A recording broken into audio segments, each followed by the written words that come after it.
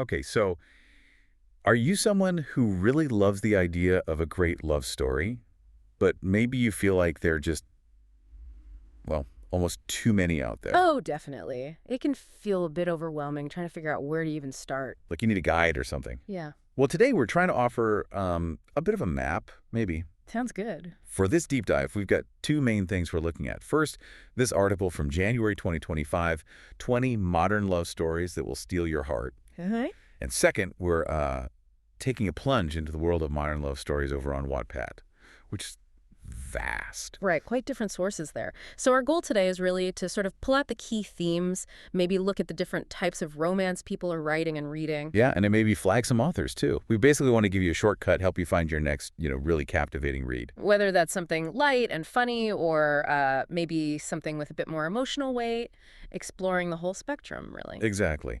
So should we start by unpacking that curated list, the 20 modern love stories? Let's do it. So that article, it feels very much like a guide timed for, well, Valentine's month, probably. Right, the timing makes sense. And the goal seems clear. Highlight stories that are, heartwarming, memorable, give you that feel-good romance vibe. Yeah, and I noticed they categorize them by tone, which is Mm. helpful. You've got sweet, funny, Mm-hmm. and then the ones they describe as like deeper or more emotional. It's like they're trying to match your mood. That's smart. And for quick browsing, they include Goodreads ratings. Oh yeah, that's super useful. Just a quick snapshot of popularity. Yeah, like a collective thumbs up, sort of. And another thing I like to, a lot of the entries have these recommendations sections. Ah, yeah. So it's you like this book. Exactly. They point you towards similar ones. It's a really neat built-in feature. Keeps you reading, right? Connects the dots. And they also flag the ones that are award winners or bestsellers. Right, for that extra, stamp of approval or recognition. Okay, so shall we dive into a few specific titles from that list? Get a real feel for the variety. Yeah, this first one mentioned is The Rosie Project by Graham Simpson, Hmm. described as quirky, humorous. Yeah, this one's interesting. It taps into that, well, neurodiversity aspect almost. You have this genetics professor, very logical, maybe a bit socially awkward. Right, The Wife Project. Exactly. He's got this whole scientific approach to finding a partner, which, immediately sets up some fun conflict with the messiness of real life. And the humor comes from that clash, right? Right. Especially when Rosie comes along, who's described as his total opposite. Classic opposites attract, but with that unique setup. And the recommendations they give, like the hating game and the kiss quotient, suggest that witty banter, maybe unconventional characters finding love. Speaking of The Hating Game by Sally Thorne, Hmm. that's next. And it really leans into the whole enemies to lovers thing. Ah, yes. A fan favorite trope. Totally. And it's set in an office. That setting just works so well for it, doesn't it? The competition being stuck together Mm. creates all this tension, and the article highlights the sharp banter and sizzling chemistry. Key ingredients, really. It's just so satisfying watching that shift from dislike to something else. And again, the recommendations, the kiss quotient, the unhoneymooners point to that fun rom-com feel. Okay, shifting gears quite a bit now. One Day by David Nichols. Oh, yeah. This one's different. It spans, what, 20 years? 20 years, following these two characters, Emma and Dexter, who reconnect on the same day each year. It really digs into timing and missed connections and how things change over a long period. It makes you think, doesn't it? It really does. Yeah. By just checking in annually, you see these subtle shifts, the what ifs. It explores the endurance of their bond. Yeah. And the recommendations like love, Rosie and me, before you suggest, well, more emotional depth, maybe a bit bittersweet. Probably. Okay, then there's The Sun is Also a Star by Nicola Yoon. Almost the opposite approach. The whole story unfolds in just one day. Wow, yeah. Yeah. That compressed timeline creates this real urgency, intensifies everything. And it seems to explore big themes like fate, identity, connection, happening really fast in New York City. And there's that extra layer, right? Yeah. The character in Natasha's family is facing deportation. Right. Adds huge stakes to that already intense single day. The recommendations, everything in all the bright places point towards YA stories with big life challenges alongside the romance. Okay, now for something completely different. All the Light We Cannot See by Anthony Dewar, set during World War II. Yeah, this isn't your typical romance plot. It's more about human connection under extreme duress. Right, it follows a blind French girl and a German soldier, their paths intertwining. So the love here is more about Shared humanity, resilience, finding light in darkness, maybe not necessarily romantic love is the main driver. Exactly. And it won the Pulitzer Prize for fiction, which says a lot about its depth. Definitely. The recommendations, too, The Nightingale, The Book Thief, they fit that mold of profound human stories set against major historical events. Okay, one more from this list. The Flat Share by Beth O'Leary. This premise is so clever. Isn't it? Two people share a flat, even a bed, but they work opposite shifts so they never meet. How do you even come up with that? It's such a unique setup for a romance. Yeah. Building through notes and leftovers in the fridge, probably. Maybe. But that separation forces a different kind of intimacy, right? Based on writing, shared space, revealing things slowly. Yeah, less pressure than face-to-face immediately. The article says it's heartwarming and funny. And the recommendations, The Rosie Project and One Day, suggest that blend of quirky charm and maybe some deeper feelings underneath. Okay, that gives us a really good sense of the variety in that curated article. Now, let's switch over to Wattpad, a very different beast. Totally different. Wattpad is all user-generated content, so you're getting a much, much wider range of voices, styles, genres. It's direct from writers to readers. It really is like opening a fire hose, like you said. And the way they categorize things is through tags. Tons of tags. Yeah, the tags are crucial. Everything from just romance to super specific stuff like LGBTQ+, werewolf.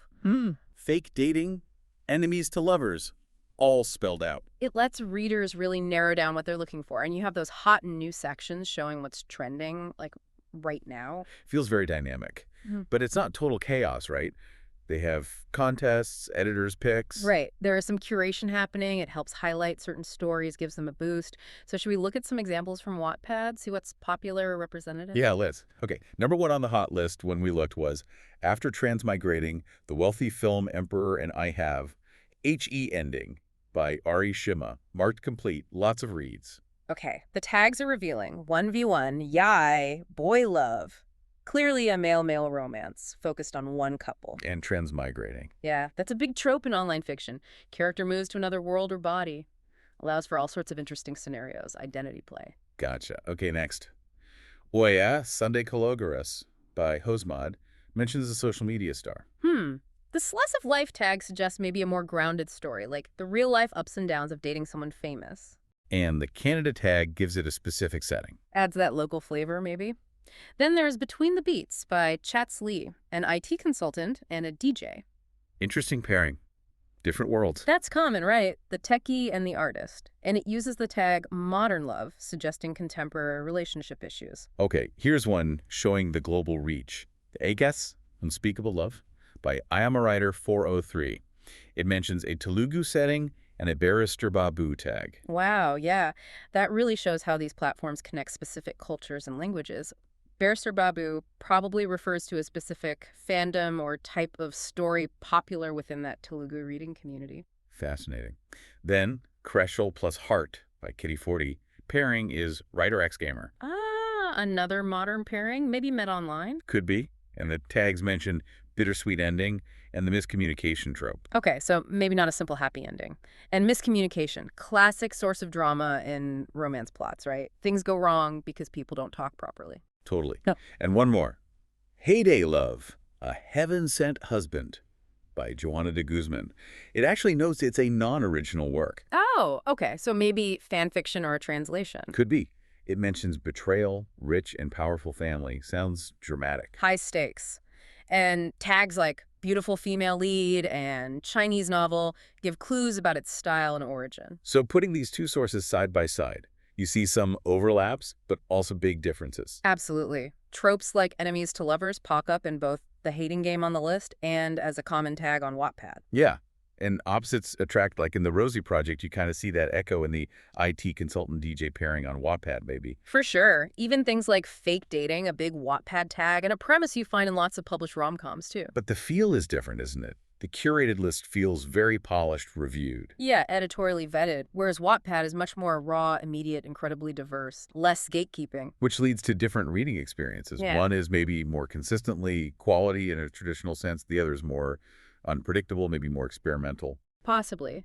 But what's interesting is that both seem to be tapping into that same core desire, right? For connection, emotional resonance. Definitely. Whether it's a bestseller that's gone through rounds of editing or a story someone just posted online, People want stories about relationships. It's fundamental. That exploration of intimacy, finding bonds, it's always compelling. And how we find these stories is interesting too. Recommendations in articles versus tags and hot lists on Wattpad. Exactly. We're all looking for signals, aren't we? Clues that this story might be the one that connects with us. Reviews, ratings, reader comments, tags, they all act as filters. Helping us navigate the sheer volume of stuff out there. Mm-hmm. So, to sort of wrap up our deep dive, we've journeyed through a real range of modern love stories, from those hand-picked bestsellers to the wilder shores of Wattpad. Yeah, hopefully giving you a feel for the different tropes, the emotional variety, the different kinds of authors out there. We've seen how these different platforms cater to that deep interest in love stories, offering guided tours and, well, open treasure hunts. Book valuable in their own ways. So, maybe a final thought to leave you with. Thinking about all these options, all these different ways stories explore connection. What kind of connection are you looking for in your next read? Good question.